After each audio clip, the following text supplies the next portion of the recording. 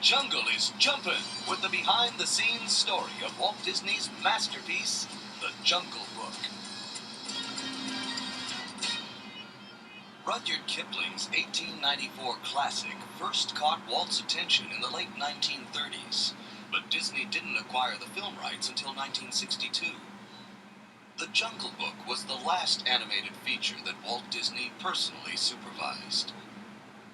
As was often the case with his animated features, Walt's first approach to the story was through music. When I think of the Jungle Book, actually one of the first things I think about is the songs. There have been hit songs in Disney films before, many times. But it's not so much that these were hits, as that they really created kind of like centerpieces in the film. They're high points, and they're things you take with you and remember. The music is part and parcel of the film. They're wedded to each other. The characters, the personalities that sprang from the songs. The music that we know today wasn't the first score written for the film. For an early version of The Jungle Book, composer Terry Gilkyson created a dark and mysterious song score.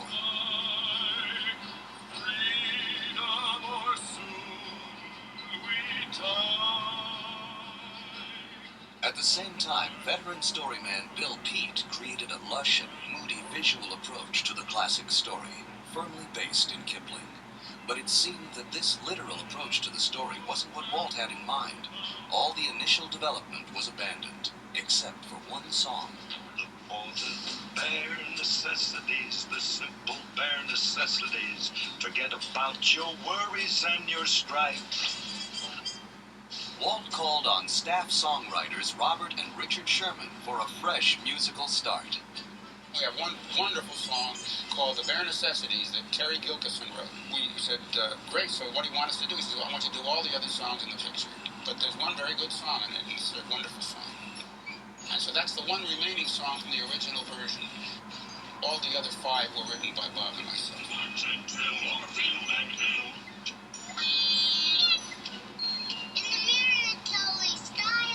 With The Jungle Book, what most interested Walt were the memorable characters and exotic settings. In reapproaching the story development, Walt gave an unusual instruction to his staff. Called me his office to give me the assignment, and he held up the book by Rudyard Kipling. He said, first thing I want you to do is not read the book. The first question out of his mouth was, have you read The Jungle Book by Rudyard Kipling? He said, God, no, not for ages. I saw a movie years ago with Sabu in it. And he says, yeah, but have you read it? No. He says, that's good. I don't ever want you to read it. This is the story about a kid who gets raised by wolves, and he's brought back to a man village. That's the basic storyline, and we want to have fun with it. Since it was Walt's idea to disregard the original Kipling story, he became personally involved in solving story problems for the Disney version of The Jungle Book. Walt says to us, leave that story business to me. You guys just get the personality relationships between the bear and Mowgli and so forth. I'll take care of the rest of that. Following these instructions from the boss, director Wolfgang Reitherman began developing the characters. I went for personality. Strong characterization, strong voices that fit the character. But selecting a credible voice for a character wasn't as easy as simply casting the latest popular actor. You want a voice which sounds real, sincere. While discussing voice casting with his team, Walt had an inspiration. Walt was in a meeting and we were trying to get this character Baloo the bear. And Walt said, why don't you get Phil Harris? Well, this was sort of a new idea. It's a lot easier when you get a built-in personality that Harris brought to us. I get this call, they said, we want you to come out to the studio, and they said, we want you to play the part of the bear, Baloo, in the Jungle Book. And I said, I can't do it, it just doesn't feel natural, and I left. About a week later, I get a call again, they said, Phil, Mr. Disney says that you're the guy he wants for that bear, will you please try it again? And I said, do you mind if I do it the way I would do it? And they said, go ahead and try it. I said, look, kid, you keep fooling around in here with these animals like that monkey leads you. You know, I mean, you get your roof knocked in. I want you to keep circling or I'm going to knock your roof in again. You better keep moving. And the guy said, that's exactly what we want. Hey, right on the button. Said he's always doing this kind of stuff, you know. snapping his fingers and tugging up and down while he's working to the beat. Yeah. Well, man, what a beat. So that really proved to be the key thing to that character. From then on, wherever we could, we had him working to music and to beat. I mean, bare necessities are Mother Nature's recipes that bring the bare necessities of life. Another inspiration came in the casting of King Louie. We said, let's do Dixieland, wild, way out Dixieland beat, and all kinds of funny jive talk, and we'd make a whole crazy, the king of the swingers, the ape would be the king of the swingers. Now I'm the king of the swingers, oh, the jungle VIP. And who would be the right person? And someone suggested Louis Prima, because he was this wild swinging cat who played in Las Vegas and Tahoe. So we went out to Las Vegas, and I remember we sat down with these wild characters in this little room where we were playing the song. And Bob and I were singing away, ooh, ooh, ooh, I want to be like you, ooh, ooh. And they were just listening very intently. And when it was all over, Louis Prima says, what do you want to do, make a monkey out of me? And so we said, yes. He says, you got me. In this rare film footage shot during the recording session for I Want to Be Like You, Louis Prima and his band display their trademark eccentricity. Director Wooly Reitherman recalled the spark of an idea. Louis would always bring his band down in a serpentine and walk down through the audience and in between the aisles even. And he'd do the horn at the lead of it and the musicians all following him. And it was always a grand finale to his act. Inspired by Prima's band, the animators took over.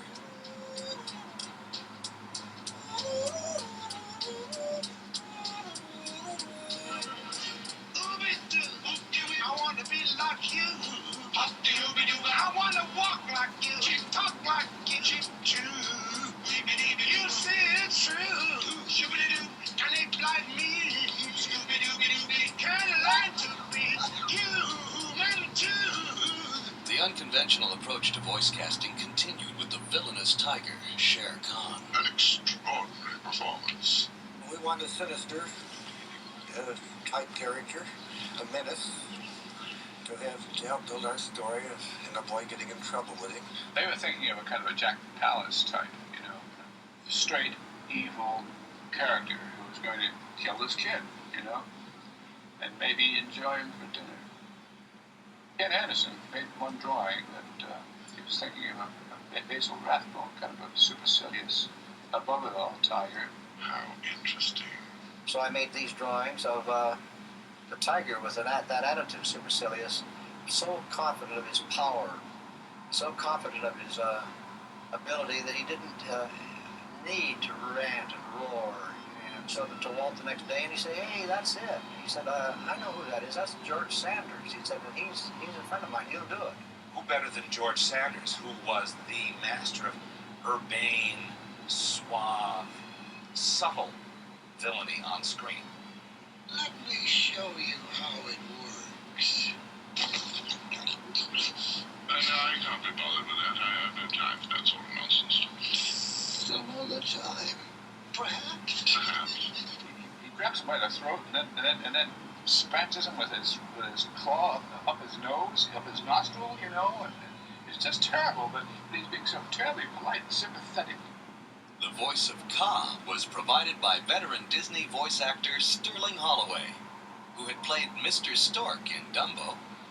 Which one of you ladies is expecting? The Cheshire Cat in Alice in Wonderland. If you'd really like to know, he went that way. And the beloved Winnie the Pooh. Oh, yes, I'm rumbling in my tumbly. Walt came to me, and he was such a stickler for voices. He said, when you finished what you're doing today on Winnie the Pooh, he said, fiddle around and see what you can do with a snake. He said, I can't get the right voice. So I thought, wouldn't it be funny to have a snake with an aching back, because it would be such a long ache.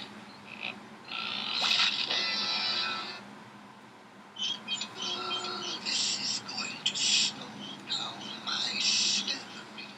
Filling out the voice cast were Sebastian Cabot as Bagheera, You have the word of Bagheera. J. Pat O'Malley as Colonel Hottie, And remember, an elephant never forgets. Verna Felton as Mrs. Hottie. Now just a minute, you pompous old windbag. And director Wooly Reitherman's son, Bruce Reitherman, was cast as the voice of Mowgli. I'm not as crazy as you are. Put me down. Some people thought that perhaps Disney was taking a shortcut to creating these characters by having established voices, that is to say, established personality behind them. But enough time has passed now that there are so many young people who don't know anything of who those actors are that it doesn't matter anymore. The characters now live on their own. I still like this one better. Bringing friendship to the screen seemed natural for two of Walt's top animators and lifelong best friends, Frank Thomas and Ollie Johnston. It's also impressive to me that Frank and Ollie animated more than half of the picture themselves. Practically all of the scenes and sequences of Baloo and Mowgli, that wonderful relationship that develops and changes throughout the picture, was Frank and Ollie's work. I think I'm most proud of the fact that between the two of us, we got that real warm friendship to come through. And that's what we wanted. We were both striving for that. And we both did practically all of the bear and Mowgli. And we felt would be the heart of the picture. And the warmth in a picture is what Walt always wanted us to get. When his team was stumped for an ending to the film, Walt again stepped in, suggesting the final sequence.